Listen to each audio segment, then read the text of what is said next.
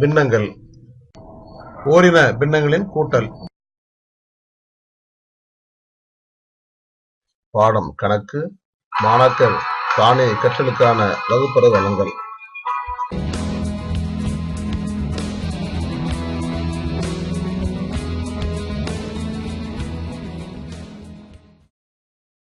ஓரின பின்னங்களின் கூட்டல்.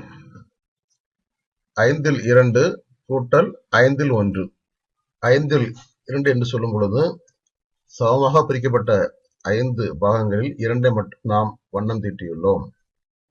5 இல் 1 என கூறும் பொழுது சமமாக பிரிக்கப்பட்ட 5 பாகங்களில் 1ஐ மட்டும் நாம் வண்ணம் தீட்டியுள்ளோம். இப்பொழுது 5 என்ற பொதுவான இனத்தில் இருந்து நாம் எத்தனை கட்டங்களை வண்ணம் தீட்டியுள்ளோம்? முதலில் 1, 2, 3.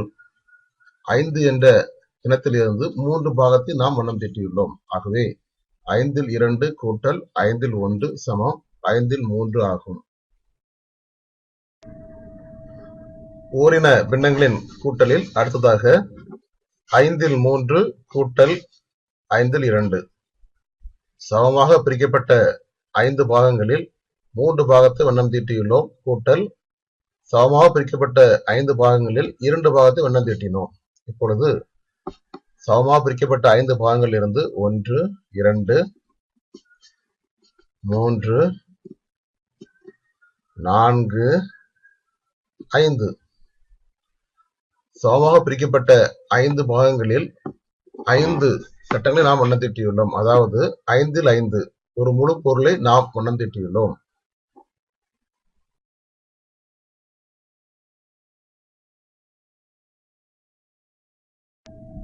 மூன்றில் 3 கூட்டல் 3 இல் 1. 3 இல் 3 என சொல்லும் பொழுது ஒரு முழு பொருள். அதனோடு 3 இல் 1 என்ற முழு பொருளை விட குறைவான ஒரு பொருளை நாம் சேர்க்கின்றோம். இப்பொழுது 3 என்ற இனத்தில் இருந்து 1, 2, 3,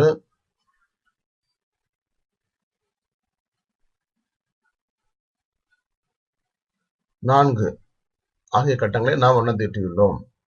ஆகவே 4 என்பது தொகுதியாகும். 3 என்ற இனம் பகுதியாகும்.